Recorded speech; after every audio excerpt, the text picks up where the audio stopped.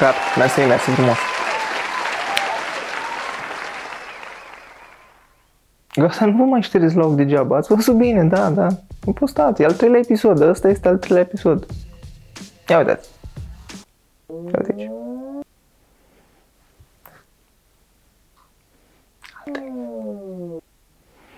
Ce faceți? Cum sunteți? Sau cum ar spune vedetele TikTok-ului? Ce faceți, nebunilor? Dacă nu sunteți la curent cu întâmplările din ultima vreme și totuși mi-e greu să cred că nu sunteți legat de ceea ce vreau să vă arăt, a fost inundat YouTube-ul și nu la fel ca Galațiul, Brăila și Tulcea în ultimele săptămâni din cauza precipitațiilor, a fost inundat cu aparițiile lui Fulgi.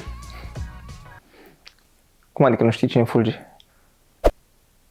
Nesimțitule, așa lipsit de cultură aici, mă? Dați-mi voi. Fulgi, pe numele său de Manole Dan Constantin Fulgeraș.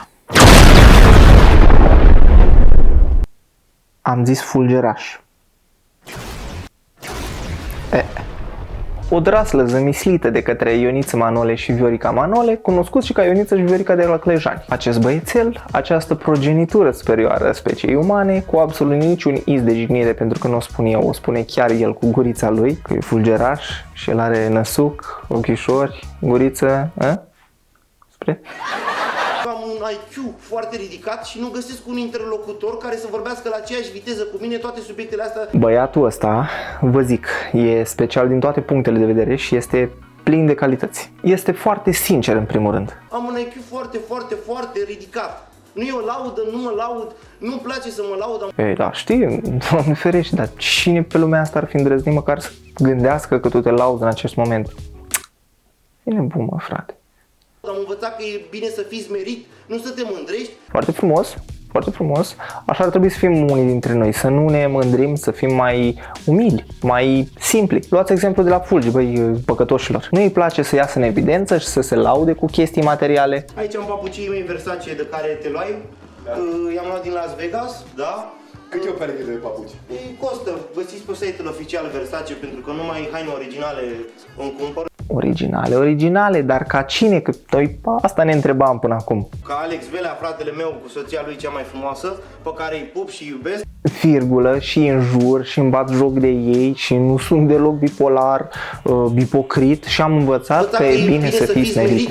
Dacă vreți și mă iubiți, scrieți-mi și mie, vă rog frumos să vă trăiască familia voastră, că mă potrivesc cu Antonia. Spamați-mă și pe mine cu Antonia în mesaje să vadă muistul ăla de Velea, care Joshua și cu ăștia, Castellano, toată familia aia Castellano a fumat. Asta a zis. A vrut să zică toată familia a fumat. De mici au început toți să fumeze acolo în familie. Este un om care investește în el. Este într-o continuă dezvoltare personală. Omul e prăjit rău de tot și spre mirarea mea are vârsta de numai 23 de ani. A fost recent internat într-o clinică, institut din Spania, din câte a spus el, locație în care ajung oameni cu probleme psihice, oameni care au avut probleme cu drogurile și încearcă să scape de adicții prin diferite activități individuale sau de grup. Evident, nu e de glumit cu așa ceva și nu doresc probleme similare nimănui, inclusiv lui. Dar ceea ce mi-a plăcut mie însă e modul în care a pus el problema. Mai exact că nu a fost o perioadă de dezintoxicare, ci a fost o perioadă de dezvoltare personală, care nici aia, la rândul ei, nu a costat mai puțin de 80.000 de euro. Cu toată rușinea, nu, Doamne ferește, nu vreau să mă laud sau ceva. Nu mă laud, nu-mi place să mă laud. Nu e ceva total greșit ceea ce a spus el, dar e departe de adevăr. A ocolit-o așa ca pe după copac. Revenind, e o persoană echilibrată. Mi s-au schimbat lucrurile în viață doar pentru faptul că sunt bine psihic și fizic. Cel mai bine stă pe psihic frățiorul nostru, e vorbun cu golanul ăla de Gandhi. E de o limpeziciune mentală orbitoare și orbitoare la propriu, că dacă ai fi orb și n-ai vedea că o singură persoană schimbă subiectul de 4 ori în 3 secunde, ai avea impresia că sunt mai multe persoane în fața ta care se întrerup una pe cealaltă. Este o persoană puternică și niciun viciu nu poate trăi în paralel cu el. Poate renunța la orice viciu cât ai spune cocaină. Și am renunțat la absolut orice viciu din viața mea. Ce fel de vici?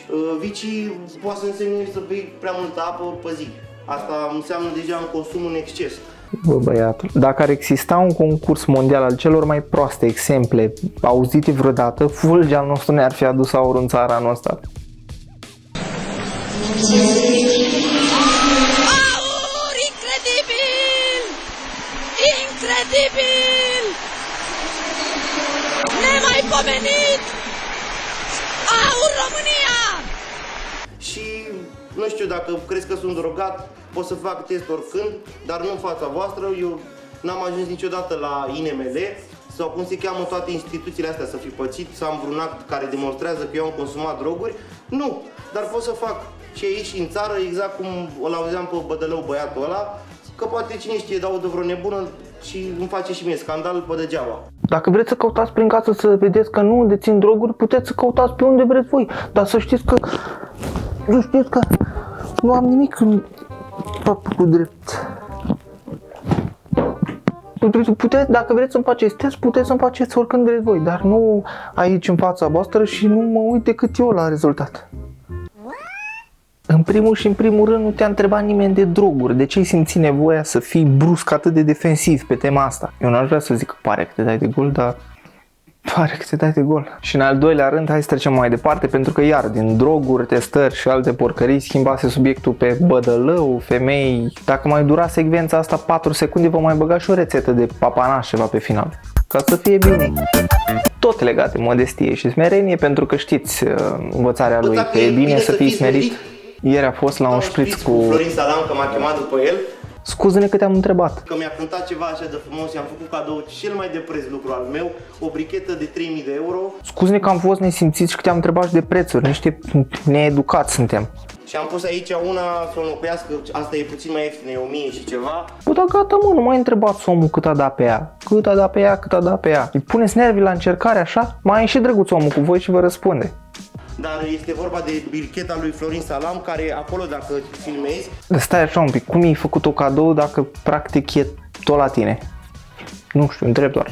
O să vezi că există doar 653 de brichete de acest fel din 1490 de bucăți în toată lumea. Sunt numai 653 de brichete de acest fel în toată lumea. Din 1490. După cum am observat, pe psihic stă super bine Fulgea nostru și pe matematică, nu mai zic, e meseriaș rău. Și acum întrebarea de rezistență. Dar te-ai drogat vreodată? Niciodată în viața mea nu am să răspund la această întrebare, pentru că e o întrebare personală. Iar eu dacă stau să mă justific numai în fața legii. Voi nu sunteți legea, sunteți a doua putere, televizorul, televiziunea media. O să-ți răspund, mă rog, în fine, pentru mine, că nu am eu putere să cumpăr o țară și să o vând și să fiu parlamentar să fac chestii. Nu! Deci omul meu se chinuie atât de tare să fie coerent, să dea un răspuns câtuși de cât inteligent și se vede lucrul ăsta în primul rând prin faptul că țipă un pic involuntar și apoi îl vezi că se pierde în termeni și subiecte cu care nu prea are de face el în mod uzual, dacă îi să zicem pe aia dreaptă. Sunt niște lucruri elementare, dar pe care nu le stăpânește deloc și în ochii unui om care chiar are niște minime noțiuni despre puterile în stat, parlament, parlamentari. Vă dați seama că e etichetat rapid. Iar pentru tine, că ești prietenul lui și te respectă, o să-ți răspundă la întrebarea asta. Cu toții avem suișuri și coborâșuri în viață. Mulțumesc Dumnezeu, sunt în viață, sunt bine, nu consum droguri. Dacă vreți, oricând fac test de antidrog. 6 hours later. Că da, fumezi iarbă. Se vede de la o poștă că fumezi iarbă, băi, idioților. Mai e cazul să recunosc? Nu-mi place să mă laud, am învățat că e bine să fii smerit, nu să te mândrești, pentru că nu toată lumea e pe aceeași linie de plutire, echilibru mental și viitor strălucit ca al tău. Se vede de la o poștă că fumezi iarbă, băi. Total de acord. De la o poștă distanță zice că, bă, da, a fumat iarbă. Dar dacă te apropii un pic, se cam schimbă tremurile. În momentul în care ajungi să spui că fumezi iarbă ca paravana al adevărului în care tu de fapt ești consumator de chestii mai serioase, e ca și cum te duce să te predai poliției spunând că ai violat o femeie când tu de fapt ai omorât 4. Evident, exemplul meu este exagerat, dar are cam aceeași structură în esență și că tot veni vorba de acest subiect, fac o paranteză și vreau neapărat să vă recomand un canal, o persoană pe care posibil ca parte din voi să o știți deja de pe canalul Zaya Fet. Este vorba despre Cătălin Moise și videourile lui legate de droguri. Sunt 2 episoade care, într-adevăr, nu sunt scurte pentru că pe un așa subiect nu prea pot să înmagazinez totul în ceva de 20 de minute, dar vă spun cu mâna pe inimă felul în care Cătălin explică un lucru, este incredibil, este un text foarte bine structurat și mai ales este pentru toată lumea și o să vă placă 100%. Povestește despre cum răspunde organismul nostru la diferite substanțe, despre dependență, etc. Nu o să vă dau mai multe spoilere, aveți link în descriere către videourile lui, intrați măcar de curiozitate și eu vă promit că o să rămâneți de plăcere. Revenind la oile noastre, a venit Fulgia nostru în platou, lângă Capatos, unde, ce să vezi, dacă până acum vi s-a părut că dacă muci în fasole, abia acum începe distracția. Fulgi, bine ai venit! Mulțumesc că mi-a spus melodia lui Snoop Dogg, pentru că o să-i fac alături de Florin Salam o piesă. Bună seara, Fulgi, și bine ai venit! Este 6 fără 10 și în drum spre casă mi-a rupt Adidas și mei de 2500 de euro.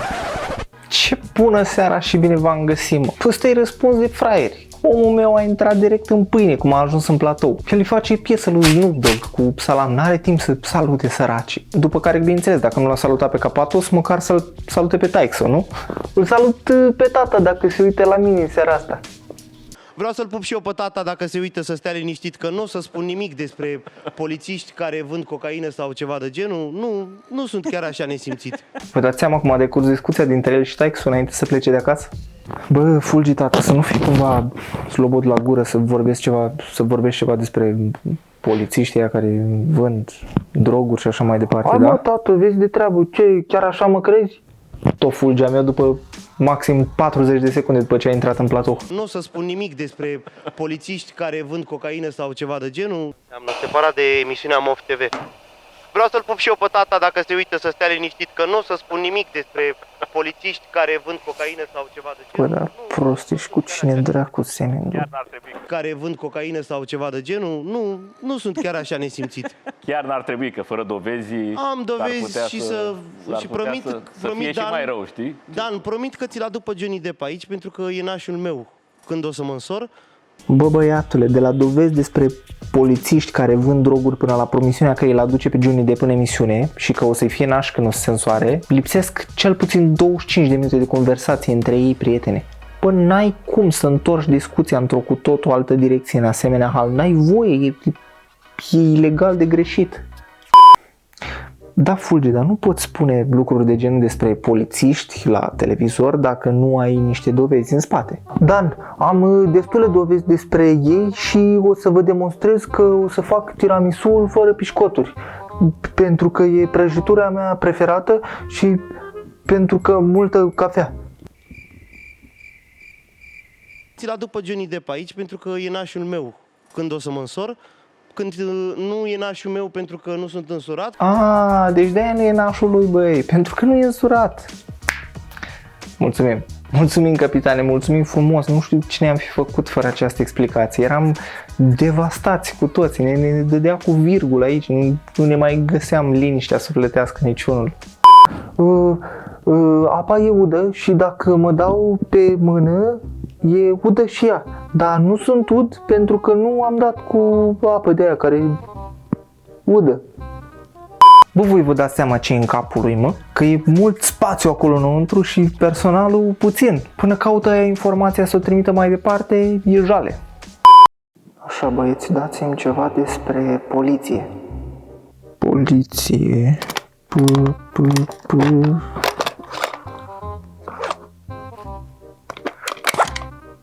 Nu e nimic la poliție, ia cu botez când ești mic, na, vezi.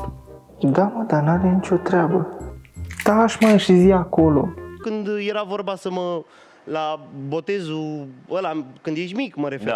Da. 3 persoane i-au confirmat la urmă cu da, ca să nu cumva să mai zică ceva de căcat pe acolo. Ăla, când ești mic, mă refer. Da.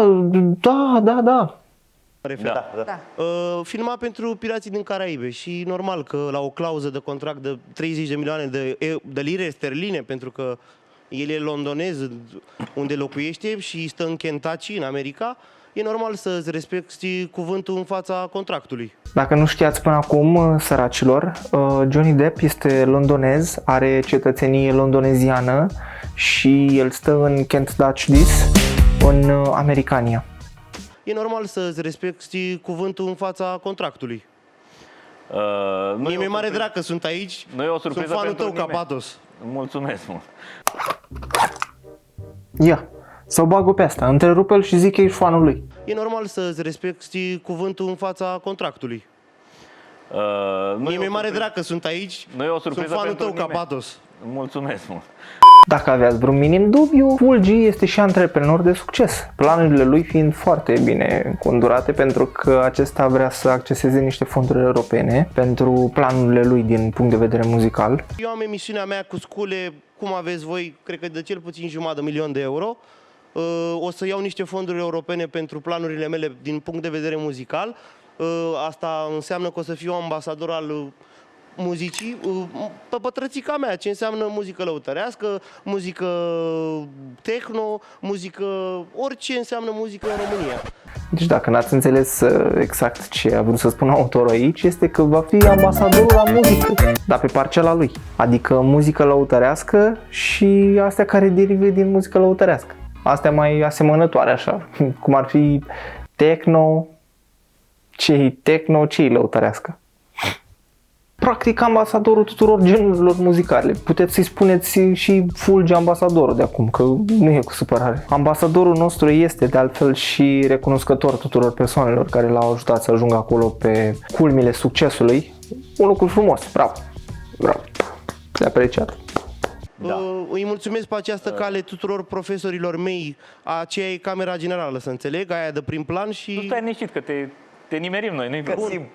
Vreau să-i mulțumesc mult pentru ceea ce sunt astăzi, părinților mei, lui Dumnezeu și tuturor profesorilor mei, poate puțin severi, dar s-a meritat severitatea.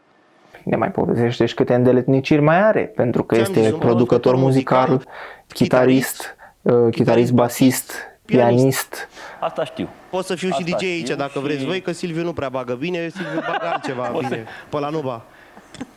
Nu ai cum să stai 5 minute legate lângă acest om fără să creezi o situație penibilă, efectiv. La un interval de 3 minute mai dă în gât pe cineva cu ceva. Eu cred că Fulgi suferă de sindromul turnet. Că toarnă pe toată lumea. Ați prins? Domnie, că amuzant, miss. Oh my father, oh my mother. La un moment dat se uitase și Bordea la DJ. Puteai să-i citești pe față când voia să-i transmită. Silviu, e moale treaba, tati. Capatos nu mai știa ce să zică, l-a dat în gât și pe Silviu, l-a făcut și gras pe Scărlătescu. N-ai cum să-l oprești, n-ai cum. Ceva bine, pe la Nuba. Silviu la, nu știu. Bea un șpriț cu ăla gras, cum îl cheamă, Scărlătescu. Îl miște. Poate că nu știați, dar Fulgi a fost acum ceva vreme până în Thailanda, loc în care, spre ghinionul unui taximetrist care s-a născut în țara lui și a încercat să-l jupoaie de 100 de euro, pentru că, la minioanele lui, a primit o educativă de dreapta din partea ambasadorului nostru Fulgi. În Thailanda era să fiu la pușcărie pe viață pentru că este interzisă violența. Interzis, da. Și se aplică legea cu închisoare pentru violență. Eram cu o iubită de-a mea și am dat o palmă la un taximetrist pentru că vrea 100 de euro în loc de 10 euro. Vrea să mă ardă, ca să vorbesc mai pe înțelesul nostru. Și automat, eu nu sunt om de ars, m-am ars pe gât când eram mic și m-a salvat Johnny Depp, că de aici e legătura asta, separat de filmele pe care le-a făcut cu tatăl meu. Și mulțumesc Dumnezeu și mulțumesc mie că sunt în viață și că n-am înnebunit la cât de rea e lumea. Nu ai cum. Nu ai cum să schimbi așa subiectul. N-ai voie, prieten, opriți-l careva că o să nebunesc înaintea lui. Dacă mai faci o trecere de asta de la țepe în Thailanda la cum s-a ars când era mic și l-a salvat Johnny Depp, plec, pe bune, plec în Thailanda, plec. După ce a cotit-o iarăși la 90 de grade, Capatos, nesimțitul naibii, și a permis să-i spună: Hai să revenim ca să avem o coerență. Deci sâmbătă, mare greșeală, Dănuțule. sau mă rog... Eu nu vorbesc coerent, să înțeleg. Nu, să nu sărim de la una la alta. Adică el nu vorbește coerent, să înțeleg. Nu, să nu sărim de la una la alta, de 3 ori pe minut, cum ai făcut deja din momentul în care ai intrat în platou și pare că suferi de bipolaritate în stadiu 3. Și nimic mai mult de atât, Doamne ferește. Regia, duceți un pahar de apă, că să-și iau omul ăsta pastelele. Dacă Bun, eu am un interlocutor multe- pe măsura mea, ai un multe om care paranteze cred că de dacă, făcut și să nu ne pierdem. la Dar fel ca o- Cătălin Măruță, cred că tu poți să fii avocat mâine dacă renunți la platoul ăsta de la Mio. N-am Uite studiile așa la. necesare. Ce vorbești, mă? Îl ia Fulgea meu pe Capatos cu psihologia inversă. Eu cred că am un interlocutor pe măsura mea, Dane, nu? Adică ce, nu ești în stare să înțeleg ce vorbești aici? Mâine tu poți fi avocat ca Cătălin Măruță, chiar dacă nu are ce căuta în discuția noastră, că e irelevantă menționarea lui aici. Scuze, asta am băgat-o de la mine. Eu te știam om deștept pe tine. Ce naiba? N-am studiile așa la- necesare. Cum adică n-ai studiile necesare, băi Dani? Păi ce, la avocatură nu e ca la lăutărie, așa, mai după ureche, nu? Ce face? Au trecut 3 minute? Nu. Deci aș vrea să stabilesc clar Și ca apoi să, spui că te-a urmărit, nu? să nu înțeleagă lumea greșit că Alex Velea se droghează sau ceva de genul. Doamne ferește, Alex Velea e prietenul meu, e un familist convins, are 2 copii frumoși Ce pe care... legătură are? Ce legătură are? Am fost înainte la studio, înainte să mă oprească Ok. poliția. Asta zic, ca să avem Și o au apărut că e un familist convins și el are 2 copii frumoși pe care, dacă are el plăcere și cu soția lui Antonia, vreau să-l botez.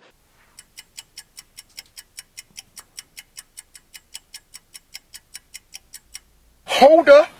Wait a minute! Îi dau dar 200.000, dar știu că, Cred că sunt botezați deja. Ei, căcat, stai liniștit că mi-ai botezăm odată. nu știu, o fi, n-o fi, sigur se însoară copiii aia frumoși și pot fi te-am nașii lor. Asta voia să zică de fapt. Noi proști că n-am înțeles ce a vrut să zică, mă. Dar după cum știți, deja are un IQ foarte, foarte, foarte mare și o cultură foarte vastă, cu mult peste un copil de 6 ani. Cum drăcia dracului, măi, să nu știi să faci diferența între un botez și o cununie? Cum?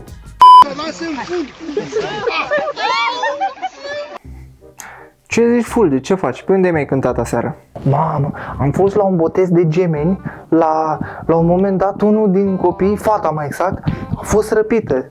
Dar fratele ei a dat 10 lei și i-au adus surioara înapoi.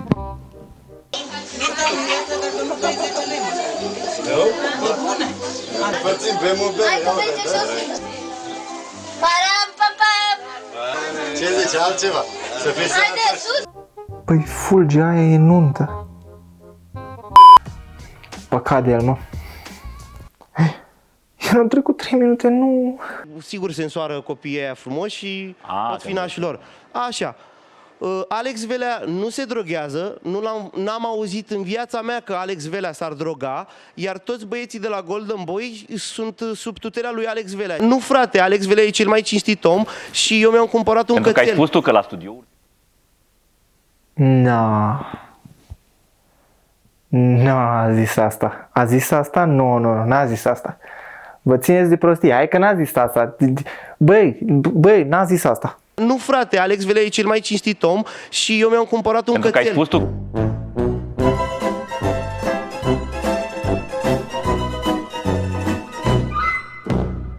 La studio la Alex Velea nu se droghează nimeni, băi, proștilor, pentru că mi-am cumpărat un cățel.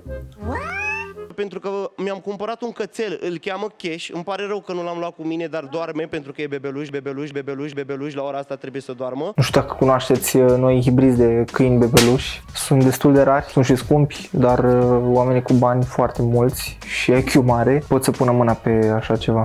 Am un câine mic. Am un câine tânăr. Am un câine nou născut. Am un câine abia apărut pe lume. Am un câine prunc. Am un câine bebeluș. Și o să-i fac o piesă, cățelului meu Alex Velea. Nu știu ce a vrut să spună autorul nici aici, evident, dar asta nu prea sună deloc ca un compliment. Acestea ziind fise, vă aștept în comentarii să-mi spuneți voi ce fel de persoane sunteți. Vă place să vă lăudați sau nu? Legat de întrebarea de data trecută, mi-ați spus mai tot să fac videourile mai lungi, că nu vă deranjează, așa că spectatorii mei, stăpânii mei. M-am ținut de cuvânt? M-am ținut. Uite, așa m-am ținut. M-am ținut bine. Nu uitați să vă abonați canalului, să apăsați pe clopoțel pentru a fi la curent cu noile episoade și să-mi lăsați un like și un subscribe pentru că mă ajută enorm. Și o să vă las aici în stânga și profilul de Instagram unde o să vă mai țin la curent cu tot ceea ce o să mai apară. Până data viitoare, să fiți cuminți. Pa!